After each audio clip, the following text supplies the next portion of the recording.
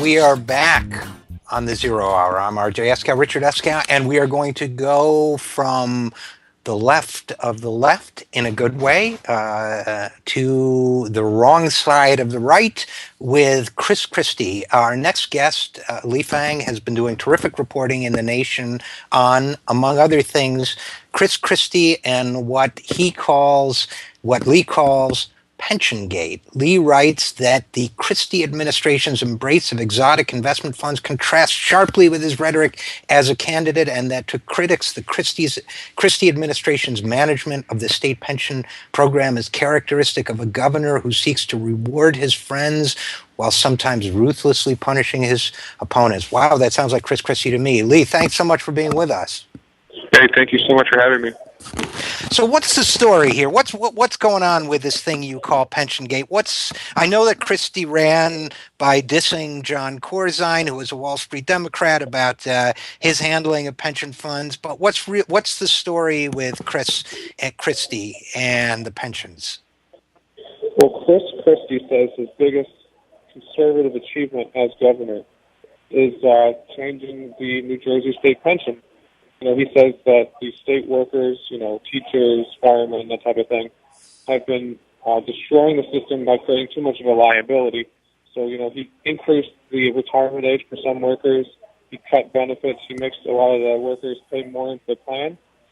But the flip side of this, and this is what we took a look at, is under the Christie administration, the pension system in New Jersey, one of the largest in the country, has they voted to more than double the allocation of those funds managed by outside alternative investment managers, meaning hedge fund, private equity, real estate.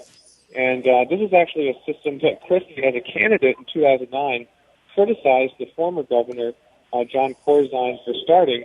But when he got into office, his appointees voted to more than double those types of investments, which carry very high fees and are simply more risky. So he's, among other things, flipping a lot of this money over into funds that cost a lot more to manage. That means that taxpayers are paying more, right?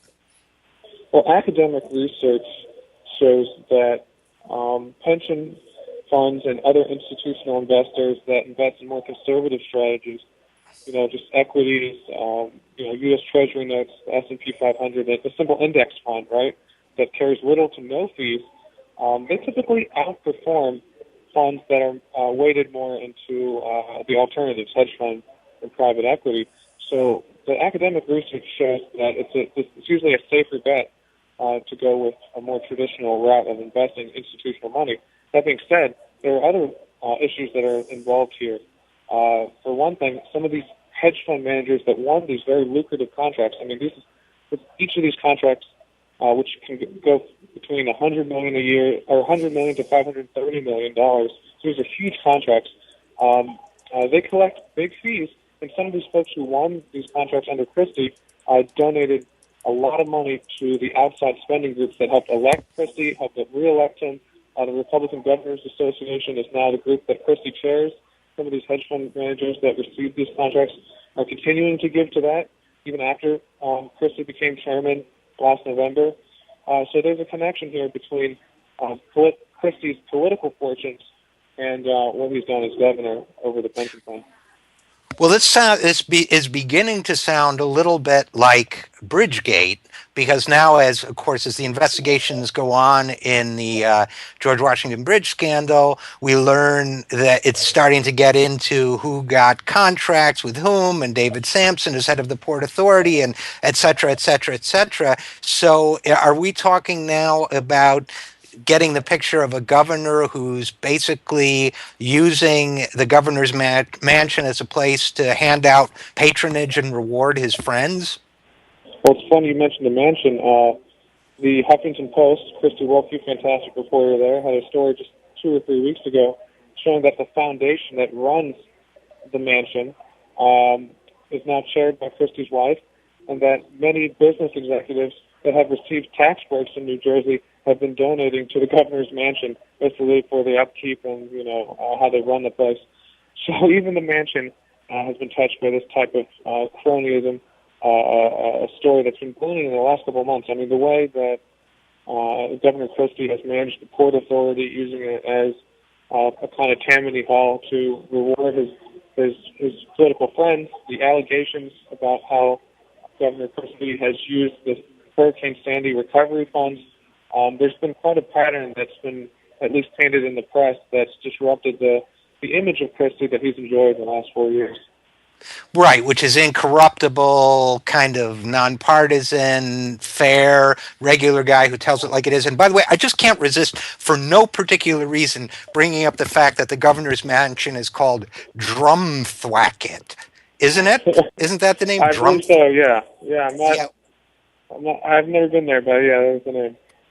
I've driven past it. I'll tell you what, it's spectacular, even without all the work that Chris Christie's toadies are doing on this. So, look, I guess at what point do you start to say, look, the guy is pushing the law, there's no evidence, hard and fast evidence of illegality, I guess, at this point. But at what point do you start using the C word for Mr. Christie, meaning corrupt? And at what point do the Republicans have to start looking for another savior?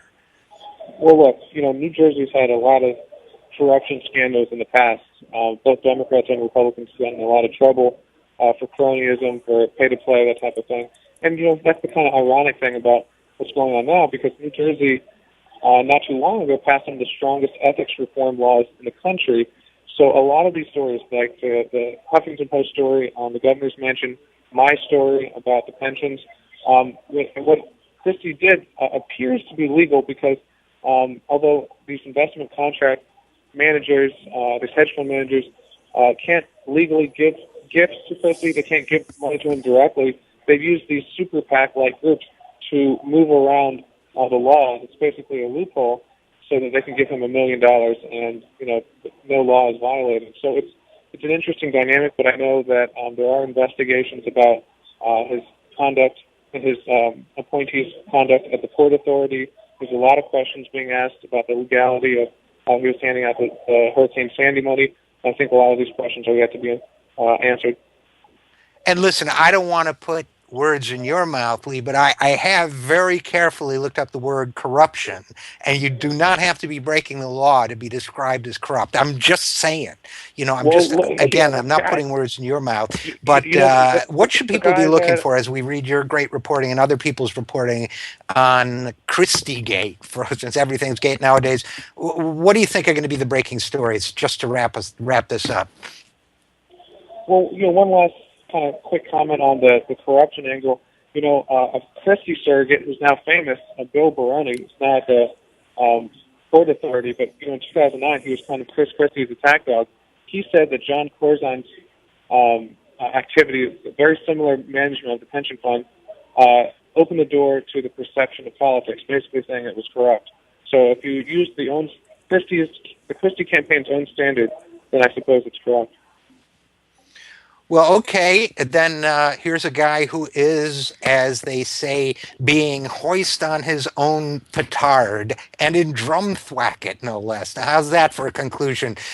Lee Fang, keep up the great reporting, and I hope you'll come back and talk to us again. Hey, thank you so much for having me. Have a nice one. You bet. You too.